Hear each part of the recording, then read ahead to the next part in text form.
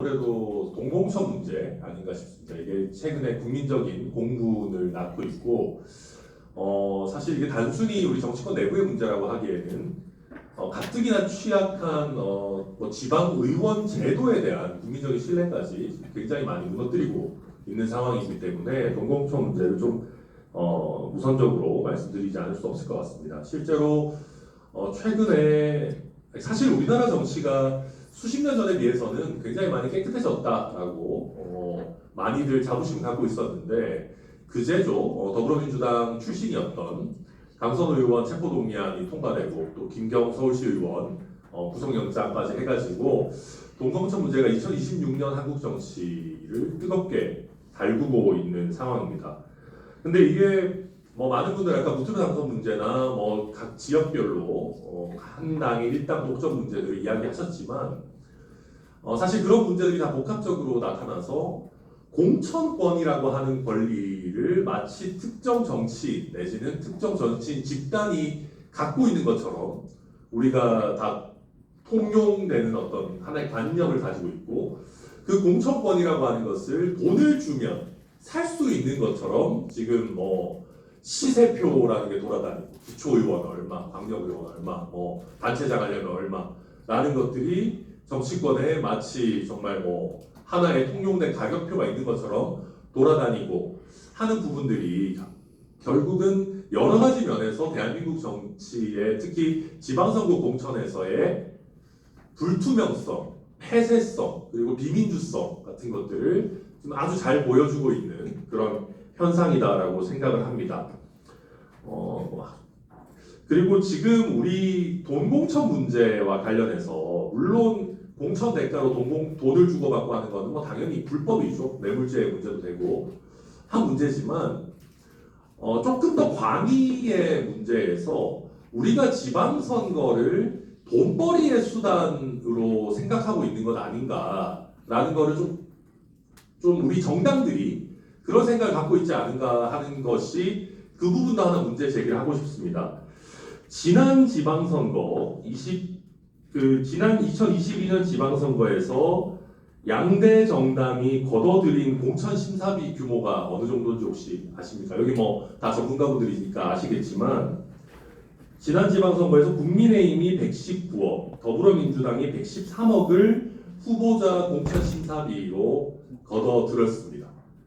이번에 더불어민주당 같은 경우는 밭이 더 좋아졌다라고 판단을 했는지 경기도 같은 경우에는 공천 심사비를 거의 더블로 증액을 했더라고요. 그래서 이번에는 당선 확률이 높아졌으니까 중앙당도 더 큰 장사를 하겠다. 뭐 중앙당인지 도당인지 이런 식으로 해가지고 이미 서류를 접수하는 단계에서부터 굉장히 많은 돈을 지출해야 되는 고비용 구조로 막연하게 그렇게 가고 있는 상황입니다. 그러다 보니까 그 이후에 또 사실은 공천을 받고 나도 뭐 컨설팅이라든지 선거업자라든지 점점 더 이게 비용이 부풀려지고, 항상 그 보전받을 수 있는 맥시멈을 청구하는 선거업자들의 관행에 덧붙여서 기초의원 선거도 뭐 4천만 원, 5천만 원 이상 써야 되는 고비용 구조, 합법적인 돈만, 그런 고비용 구조가 계속해서 고착화되도록 가고 있는 게 지금 거대 양당이 만들어 놓은 어떻게 보면 공천 프로세스, 또 공천권이라고 하는 실체 없는 권한의 어떤 구조다라고 생각을 합니다. 그래서 저희 개혁신당 얘기를 짧게만 먼저 서두에서 좀 드리면, 민주당이 1억 원 돈공천 뭐 이런 얘기를 할 때, 물론 개혁신당 같은 경우에는 확실히 당선되는 지역이나 뭐 이런 게 많지 않아서 큰 돈을 받을 수 없는 환경이기도 합니다. 솔직하게 말씀드리면.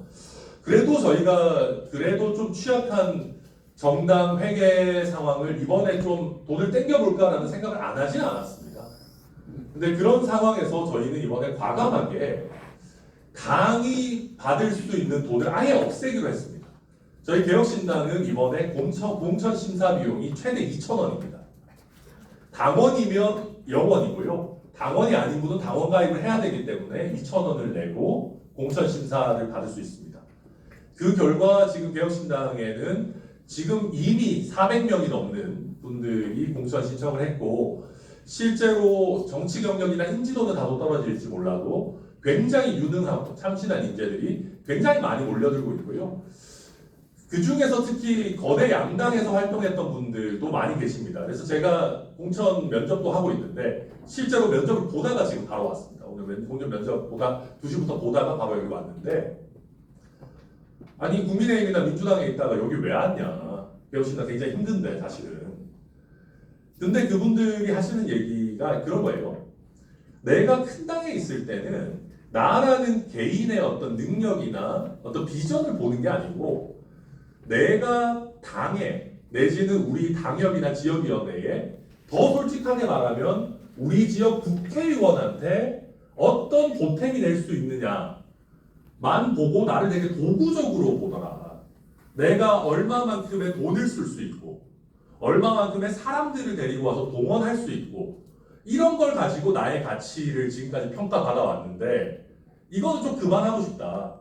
그냥 나라는 인간의 본연의 가치를 평가받고 싶어서 이번에 뭐 표현이 그렇지만 더럽고 치사해서 힘들어도 개혁신당 왔다. 이런 분들의 얘기들을 굉장히 많이 듣고 있습니다. 그러니까 개혁신당이 하는 정치 실험이라는 게 뭐 완벽하지도 않고 뭐 정답도 아니겠습니다만은 분명히 우리 지금 지방선거 공천에는 좋지 않은 형태의 돈 거품이 끼어 있고 이거를 적절하게 걷어내려고 하는 노력이 한국 정치권에 반드시 필요하다. 이번 선거 분위기 좋으니까 심사 비용 올리자 이러고 있을 때가 아니다라는 말씀을 우선 드리고 싶습니다. 네, 감사합니다. 하상훈 교수님. 예, 서강대학교 정치외교학과 하상욱입니다. 저 브로셔에는 가끔 가서 일하고 있는 그 경실련, 그 정치개혁위원장 그 자리도 적혀 있는 것 같아서 그것도 추가로 말씀을 드립니다.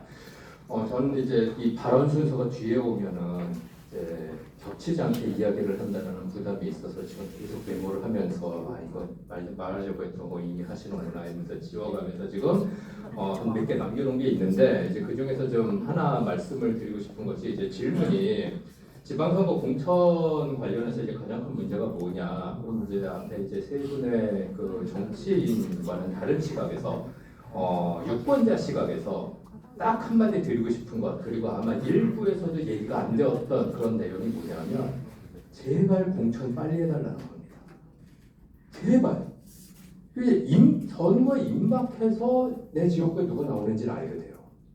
그러면 여러 가지 문제가 발생을 합니다. 그래서 첫 번째로는 안 그래도 누가 누군지를 모르는 지방선거에서 갑자기 엄청난 보따리가 집으로 배달이 돼갖고 뜯어보면은 전혀 알 수 없는 사람들의 얼굴들이